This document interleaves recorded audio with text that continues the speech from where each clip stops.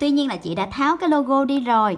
Và câu hỏi của chị dành cho các bạn đó chính là nữ hoàng slam trong ở trong lòng các bạn là ai? Các bạn hãy comment ở bên dưới nha. Trong lúc chờ slam trong thì chị cũng không có gì làm. Chị lấy cái bảng slam của Sunny Fun TV hôm bữa ra. Hôm bữa chị mua trong sự kiện á, thì nó còn hơi cứng, bây giờ chị mình thử nha. Vừa tay này nè, chị sẽ cho keo trong của Sunny Fun TV hôm bữa mua vô nè. Đó, cái này thì khỏi cần phải bí mật.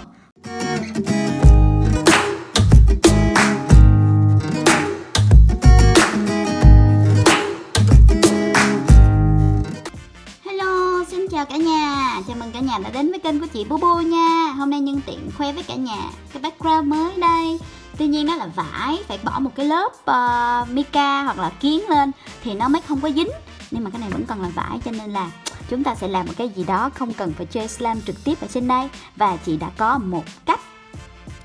Tan tan! Và đây chính là bộ kit slam trong của một slammer. Tuy nhiên là chị đã tháo cái logo đi rồi. Và câu hỏi của chị dành cho các bạn đó chính là nữ hoàng slam trong ở trong lòng các bạn là ai? Các bạn hãy comment ở bên dưới nha. Vào video ngày mai chị sẽ bí mật bật mí là cái bộ kit này của ai hen.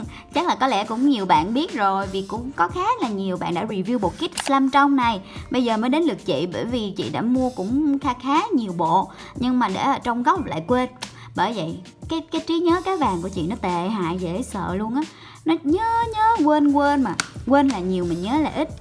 Thôi không nói nữa, chúng ta hãy cùng bắt vào video thôi. Quên nữa, trước khi bước vào video, cả nhà nhớ xem kết quả của Hoa hậu Slam ở trên kênh của Baby Kobo Home Facebook nha. Vì chị sẽ có đăng một cái video ở trên đó. Các bạn sẽ coi và mong là các bạn sẽ hiểu được lòng chị ở trong cuộc thi này. Còn bây giờ chúng ta hãy bắt đầu vào video của chúng ta nhé. Nhớ đừng quên trở thành một ly coffee, một ly cà phê của chị Bu bằng cách nhấn đăng ký cái nút màu đỏ đó. Và bây giờ chúng ta hãy cùng let's do it. Đầu tiên trong bộ kit này thì gồm có một cái hộp, cái hộp mà chúng ta thường hay dùng để đựng đồ ăn đó. Thì bên trong cái hộp này mọi thứ giống như là thử thách slam trong suốt vậy đó cả nhà. Tất cả mọi thứ đều trong suốt. Gồm có một cái hộp để đựng slam Hồng Kông nè, chúng ta rất là hay gặp luôn. Cái hộp này cũng khá là mềm, mình bóp vài một hồi nè là sẽ ra nguyên cục slam luôn. Và có thể chơi được giống như là ở trên những clip ở trên TikTok với lại Instagram. Đây là keo, mà chắc là keo này đã được pha sẵn rồi, nên là bạn đóng ở trong một cái bịch giống như vậy. Có cái đồ mỏ, thì cái này nó vừa giảm được cái chai nhựa nó khá là nặng đúng không, mà còn giúp cho chúng ta không có bị đổ nữa. Đây, và cũng rất là nhỏ gọn khi bỏ vào trong hộp như thế này đó. Tiếp theo gồm có một cái bịch đựng charm. Trong bịch đựng này sẽ gồm có gì đây? Đây gồm có hai cục đá giả nè, và một chai nước suối. Đây là chai nước suối Evian luôn, và đây cũng là keo trong Evian. Vậy là đây sẽ là bộ kit slam trong như nước suối. Thực sự là làm nước suối luôn, thấy không? Tiếp theo có một cái muỗng khuấy và có borax đó. Hơi tiếc một chút vì không có hướng dẫn sử dụng, bởi vì thường á, những cái bộ kit này thì các bạn mà như chị em mình mua nè, xong mà có những bạn chưa biết gì về slam người ta cũng mua. Thì thôi kệ, cứ coi cái video này của chị, biết đâu các bạn sẽ biết cách làm bộ kit slam trong này luôn thì sao, đúng không? Rồi, ok, bây giờ chúng ta hãy cùng bắt tay vào thử nghiệm làm bộ kit slam trong như nước suối với bạn keo trong này nhé. Hôm nay chị sẽ làm slam ở trong cái hộp đựng của bộ kit này luôn. Thì đầu tiên việc chị hay làm nhất đó là kiểm tra xem đồ đựng có sạch không. Nếu mà không sạch thì chúng ta nên lau đi một lượt, hoặc là nên rửa sạch để tránh cho slam trong của chúng ta bị mấy cái gợn không có được sạch ha. Và nhất là thêm một cái tips nữa, tức là một cái mẹo làm slam trong nữa. Các bạn hay hỏi chị là tại sao mà tất cả mọi thứ của em đều sạch mà em bỏ slam vô thì nó hay bị mấy cái gợn á. Thì thật ra là các bạn không nên sử dụng lại cái hũ cũ nha. Một số bạn thì chúng ta kiểu slam của chúng ta bị hư rồi á, chúng ta rửa sạch cái hũ xong rồi sử dụng lại hũ, thì thật ra nó sẽ có một cái tình trạng như thế này. Ví dụ đây là cái hũ của chị đi, chị đã rửa rất là sạch xong rồi phơi nắng thì mới được như thế này. Và chị cũng đã dùng mấy cái phôi á, mấy cái phôi rửa chén để rửa rất là kỹ, kêu kít luôn á, tức là sạch rồi á nha. Nhưng mà các bạn nhìn đi, khi mình soi ra mình sẽ vẫn thấy những cái bợn bợn nó không bao giờ sạch được, bởi vì đôi khi là do tay của chúng ta nè, mấy cái dấu vân tay á rất là khó để rửa, bởi vì bên trong dấu vân tay nó có dầu ở tay chúng ta nè, rồi baby oil dính vô, xong rồi rất là nhiều thứ. Và chị đã thử nhiều cách để rửa lắm rồi, nhưng mà vẫn rất là hay bị mấy cái bợn đó. Nên tốt nhất là khi mà đựng slime trong, cả nhà nên đựng bằng một cái hũ mới toanh ở nhà máy người ta giao cho mình luôn, chứ không có nên sử dụng lại cái hũ cũ, thì sẽ tránh được tình trạng là bị bợn cái bợn bên trong, cho dù slime của chúng ta rất là sạch. Chị thử rồi nha, tức là slime lấy ra thì chơi vẫn không hề có bợn gì hết, nhưng cứ bỏ vào trong hũ là thấy nó gợn lợn, rất là bực mình luôn. Cuối cùng chị mới biết là cái vấn đề nó xuất phát từ cái đồ đựng của mình nó không có được sạch, cho nên là cả nhà nhớ lưu ý cái đó nha. Còn về các vấn đề như là đồ đựng borax rồi đồ này nọ thì các bạn hãy cố gắng là trước khi mình làm á, mình rửa sạch hoặc là lau sạch đi, để đảm bảo là không có bị dơ cái slime của mình ha. Rồi cũng nhớ rửa tay luôn, nhớ rửa tay rồi trước khi chơi và sau khi chơi luôn nhé. Rồi đây là cái đồ đựng của chị, và chị sẽ cho vào trong đây lượng borax thì chắc là chủ nhân đã đong đủ 10 gram rồi, nên chúng ta sẽ bỏ vào đây luôn. Và chúng ta sẽ đi lấy 250ml nước nha, và tốt nhất là nên lấy khoảng 300, bởi vì chúng ta làm slime Hồng Kông ha. Đây, cái chai Aquafina lùn này nó là 350ml nước, thì chị mừng quá, khỏi cần phải đong thêm. Đó. Sau đó dùng cái muỗng khuấy. Muỗng này hay quá cả nhà, muỗng này chuyên dùng để vớt luôn nè. Cái muỗng này hôm bữa chị gặp được ở trong cái nồi lẩu á, nhớ không? Nồi lẩu Trùng Khánh mà tự sôi đó, múc lên cái rớt xuống, múc lên cái rớt xuống, giống như là đồ ăn lên đến miệng rồi mà còn không được ăn. Nhưng mà thật ra cái muỗng này nó rất là có lợi cho những người đang giảm cân giống như chị.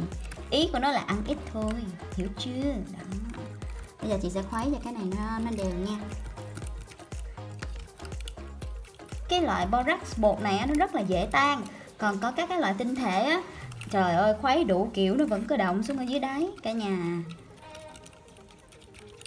Rồi, sau khi borax của chúng ta đã đều thì bây giờ là lúc chúng ta cho keo vào. Đây, bịch keo đây. Gỡ cái nắp ra. Ồ, cái nắp này rất là chặt luôn, có siêu luôn nè. Gỡ nắp ra là bị hư liền. Đó. Ý là khi mà chúng ta luôn luôn sẽ là người mở ra đầu tiên. Nếu mà có ai mở ra rồi là cái này mình nhìn mình biết liền. Cái này gọi là cái seal. Đó. Sử dụng một lần, mở ra là biết ngay có người mở rồi. Và đây là một cái mới. Đó. Keo này thì cũng khá là lỏng, cho nên chị em mình không có lo ha, là phải pha nước vô sẵn hay gì hết. Bạn đã pha trước rồi. Bây giờ chị sẽ đổ vào đây. Còn chờ bạn nữa thì nhỏ đâu lát làm sai, còn có cái review lại chứ. Rồi, chị sẽ vớt. Đó, chị sẽ khuấy nhẹ nhàng ha. Sau đó chị sẽ đóng nắp chờ trong vòng 5 phút rồi vớt ra. Đây, cho nó đều đi. Sau đó là chị sẽ vớt ra nhé. Chờ ha. Rồi, bây giờ là lúc chúng ta sẽ vớt bạn này ra. Đỡ quá, động thành một cục rồi. Giờ hiện tại mình vẫn chưa có thấy trong lắm đâu, mình hãy bỏ vào trong hộp của bạn đó. Đây.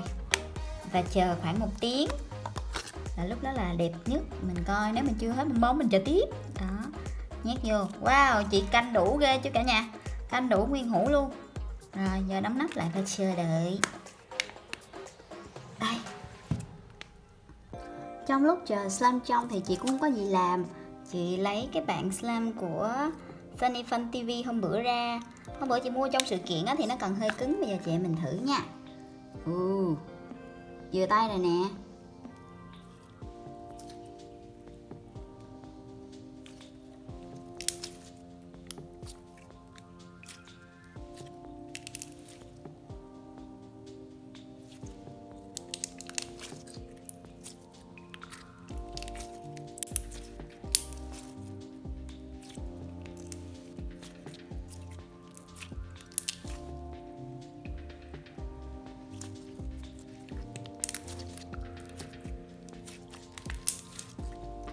Bởi vì hôm bữa chị review á, chị đã cho tay vô rồi, cho nên chắc chắn nó sẽ không còn giữ được độ trong giống như nước nữa. Nên là chị sẽ review về độ dẻo. Đây, rất là dẻo luôn. Đó. Từ lúc sự kiện đến giờ thì bạn này đã chơi vừa tay rồi. Bên trong còn có những hạt cốm Fimo nữa và một cái lá.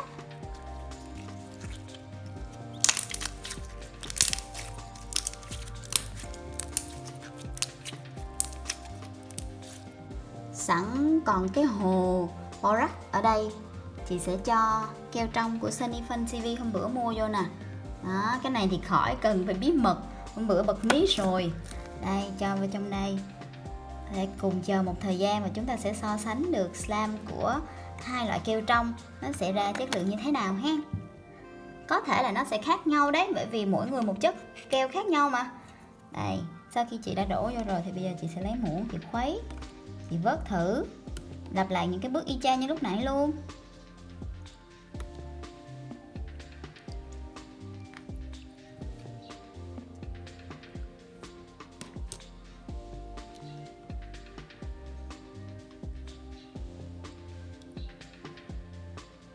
Rồi và sau đó là để chờ trong vòng 5 phút rồi lấy ra mình vớt ha. Rồi đủ giờ đủ thì rồi chúng ta sẽ vớt ra và sau đó là bỏ vào trong hũ. Đây, hũ của bả đây, bỏ vô luôn. Đóng nắp lại. Rồi đem ra phơi nắng, chờ khi bạn này dẻo chúng ta sẽ cùng thử nghiệm nhé. Đây, sau khoảng thời gian chị phơi nắng hai bạn này thì bây giờ chị sẽ đem hai bạn ấy vào để test, để còn lên video kịp cho cả nhà cùng xem nhé. Đây là sau khi phơi nắng chị đem hai bạn này vào. Bây giờ chúng ta sẽ kiểm tra trước bạn này nhé. Bạn này đầy hũ luôn, nhưng mà chắc là do lúc nãy chị cũng sơ suất nên là còn vẫn nhiều bong bóng, với lại bị phơi nắng nên là hơi nóng.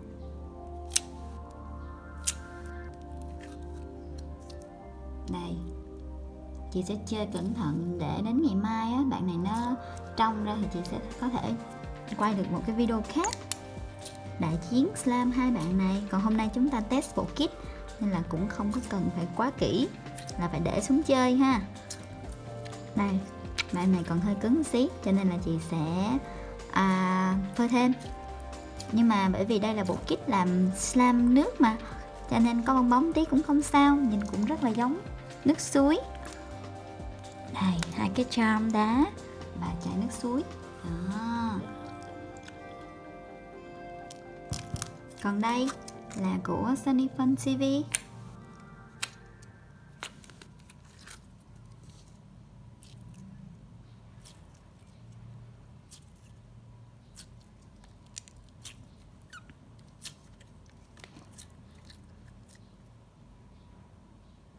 Do chúng ta ngâm nước vẫn chưa có do chúng ta phơi nắng vẫn chưa có được lâu á, nên hai bạn slime này vẫn chưa có dẻo lắm. Ok, đã vậy thì ngày mai chúng ta sẽ làm một cái đại chiến slime. Cả nhà nghĩ như thế nào? Có thích hay không? Hãy chờ video của chị nhé. Không biết là có mua kịp hay không mà hứa như đúng rồi vậy. Rồi, và vậy là video về test bộ kit slime của chị đến đây là hết rồi. Cả nhà nhớ dự đoán xem là bộ kit slime này thuộc về chủ nhân là ai nha.